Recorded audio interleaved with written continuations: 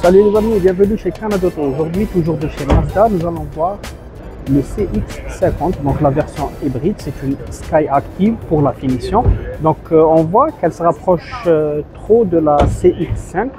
Nous allons la présenter aussi si vous le désirez. Vous n'avez qu'à laisser des commentaires et on la partagera ensemble avec plaisir sur notre chaîne. Donc nous allons voir l'extérieur, l'intérieur, les options qui s'offrent à nous, la motorisation et le prix de ce véhicule. Tous ces détails dans cette vidéo, ne bougez pas, à tout de suite.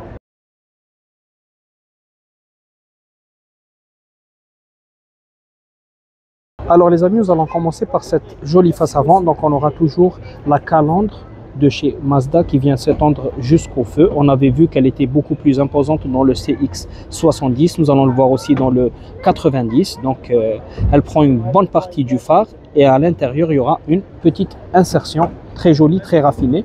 Là aussi c'est très beau. On retrouve cette sorte de cercle. Ça ressemble un peu à BMW et pas qu'à l'avant je dirais. Regardez-moi ça. Est-ce qu'elle ne vous fait pas rappeler certaines BMW des derniers temps, évidemment, les dernières années? Donc là, on aura cette sorte d'entrée d'air de part et d'autre du pare-choc qui donne beaucoup de volume au véhicule. Elles sont fermées pour le coup, donc c'est juste esthétique. On aura ici une petite lumière à LED et on aura des touches en noir brillant comme sur la calandre et on va le voir un peu partout sur notre véhicule. On n'a pas de détecteur d'obstacles ni de caméra dans cette finition. On a ici du plastique qui entoure les roues et les bas de caisse, donc il souligne les bas de caisse, il ne les entoure pas et on aura des jantes en noir brillant, une dimension de 17 pouces, c'est pas extraordinaire, mais la finition se veut un peu baroudeur, donc on remarque un peu la quantité de plastique et on aura évidemment la signature hybride. Les touches en noir brillant s'étalent jusqu'à notre miroir extérieur, donc les rétroviseurs extérieurs ainsi que les barres de toit qui sont toujours en noir brillant, tout comme les jantes et sur la calandre de notre véhicule. Là, on aura une vision un peu globale sur le profil du véhicule, même si le coffre est ouvert, mais vous avez déjà une idée. On a les poignées de porte qui sont de la même couleur que la carrosserie et on peut y accéder sans l'utilisation de clés. On a l'insertion du clignotant, mais évidemment pas de caméra comme à l'avant du véhicule. On aura les vitres arrière, la lunette arrière qui sont surteintées et on aura cette petite touche en chrome à l'arrière de nos vitres.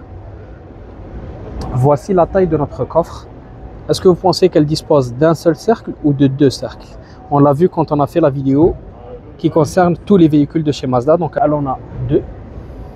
Et là on voit la sortie d'air. La fermeture du coffre est électrique et c'est là qu'on va retrouver le deuxième cercle. Et voilà l'arrière de notre véhicule, hybride évidemment. Sur le bas du pare-choc, on retrouve du plastique, mais aussi cette touche en noir brillant qu'on avait tout le long du véhicule.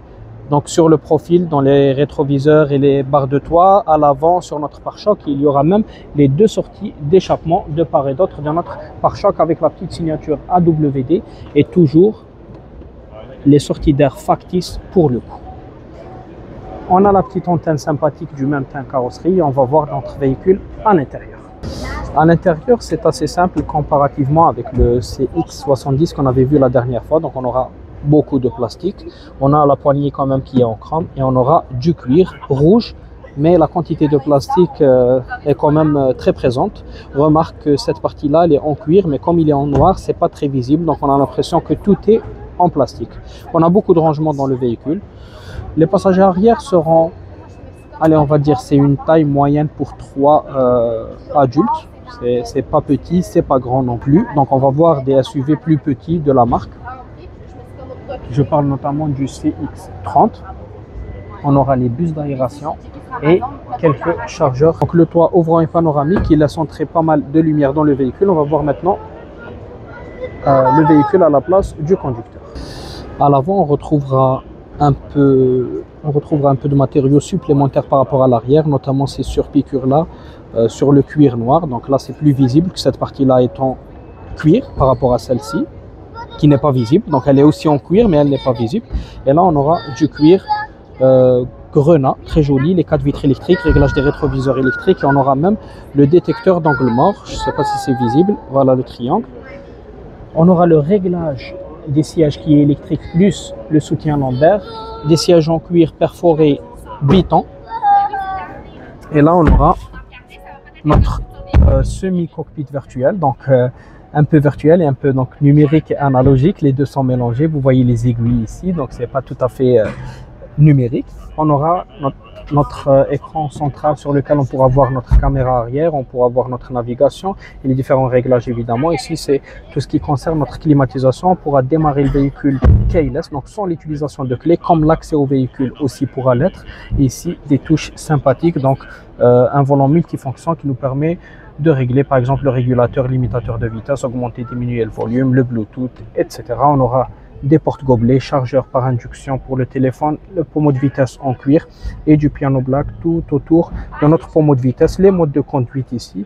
Et on aura le frein à main électrique, l'auto-hold et vous connaissez le reste, ça c'est pour le mode électrique. Et là le réglage de notre radio.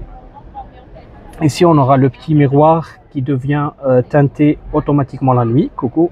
Et là on aura les réglages pour notre toit ouvrant et panoramique dont on parlait tout à l'heure. Il ne reste plus qu'à parler de cette petite partie qui s'étale sur tout le long de notre planche de bord avec des surpiqûres en rouge et puis le prix et les performances de notre véhicule. Donc là je vous laisse voir quelques autres options que peut-être je n'ai pas citées quand on regardait notre véhicule.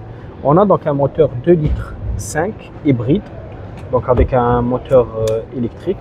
Pour la consommation, elle est autour des 6 litres pour chaque 100 km, donc ça varie si vous êtes à la ville ou sur autoroute.